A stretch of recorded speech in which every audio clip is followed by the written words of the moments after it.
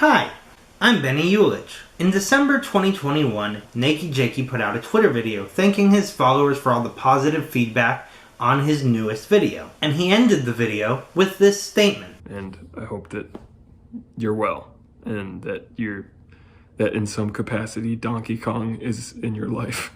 Well, he is, Jakey. Thanks. And let me tell you how. Donkey Kong Country and Donkey Kong Country 2 were some of my favorite games when I was a young human. I even remember having a Donkey Kong Country promotional tape. Guys, we finally made it. Nintendo of America, the fortress. Let's find out what Donkey Kong Country is all about. Let's go inside. Let's do it. I'm not even sure how we got that. And also, I main Donkey Kong in Smash.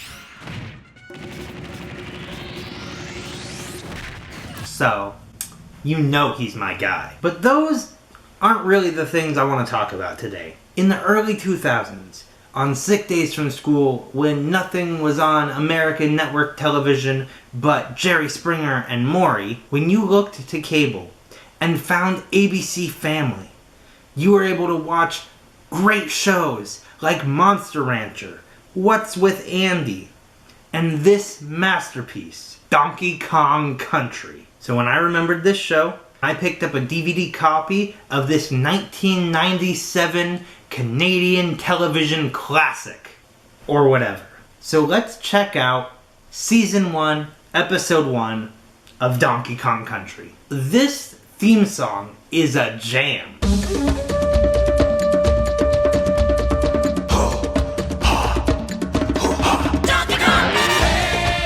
So we open the show seeing Cranky Kong playing the organ and rapping, I think.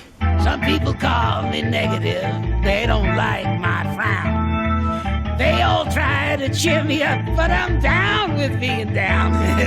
Who's he talking to? Me? I know what you're thinking.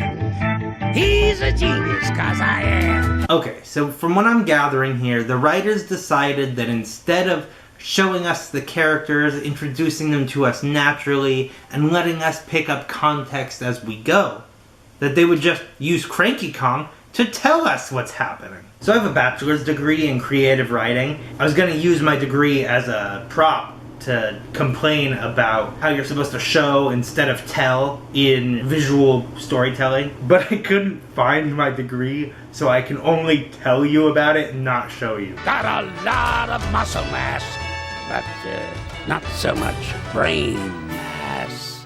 I do have my cap, I know where that is. Whatever. Alright, so King K. Rool and his Kremlings show up at Cranky's hut to steal the crystal coconut from him. And they start shooting these little lizard termite things to eat Cranky's hut.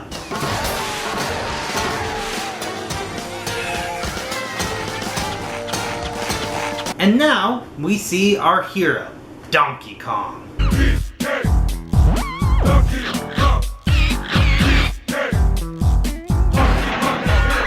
Diddy Kong shows up to visit Donkey Kong, but then they hear Cranky calling for help. The Kongs, Donkey, and Diddy show up and murder the Kremlings.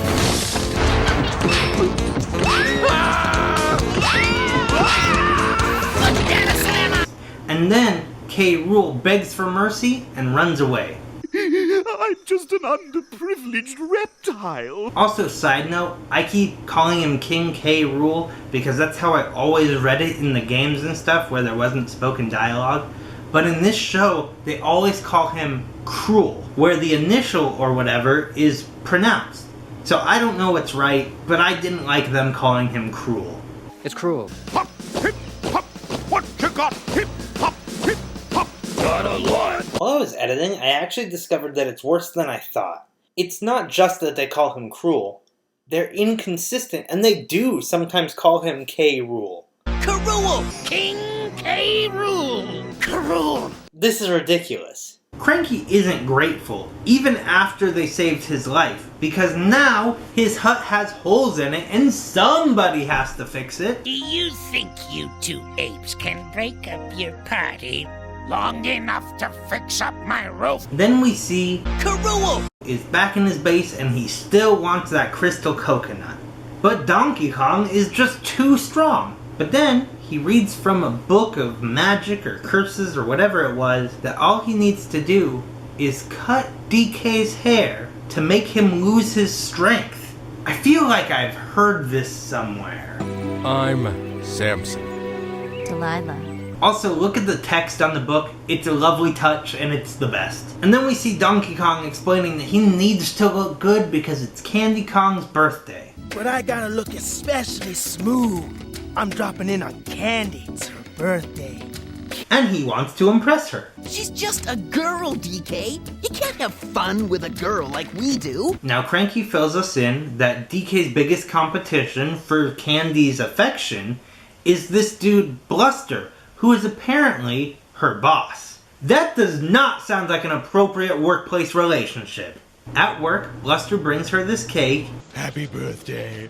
Banana cream, your favorite. And she turns him down. Rejected. Watching my figure. Don't bother. I'm watching it for ya. That is harassment, and that is not okay. She has made it very clear that she is not interested in his advances, and this slime ball monkey man just keeps going. She legitimately says she isn't interested, and his retort is, "Wanna come back to my place?" That's not how that works. Now Donkey Kong shows up for his date with Candy, but Bluster gets jealous, so he slams the cake into Candy's head. I was gonna get you a cake, but I see you already got one. Donkey Kong? Every single time you show up, things just fall apart. And she blames Donkey Kong?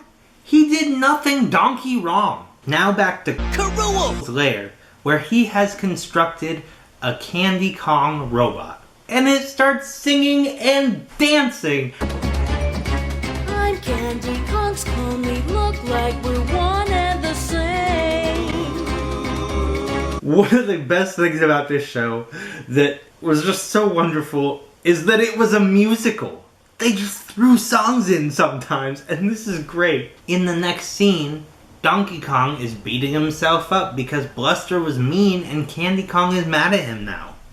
Don't sweat it. You've blown it 100 times, 1,000 times, 1,000,000 kajillion times. Thanks. DK, bro, if she blames you for other dudes being creepy and gross, then you don't need her. Find you a girl monkey that appreciates your banana bouquet. Know your worth, king. But hey, look, Candy's at the house now, and she wants to see him. He woos her with the classic pickup line. I forgot you were here. And then lets her up. But she has scissors, which means she's the candy bot. But he doesn't know that, and he falls for her schemes. Also, she said she wanted to change him into My sweet and sexy chimp. First of all, chimps and gorillas are different animals altogether. What's with all these girls trying to change him into what he's not? Secondly, isn't this for kids? And licensed by Nintendo? And they let her say sexy? Isn't that a bad word? So she gives him a haircut and just dips. Well, I'm out of here.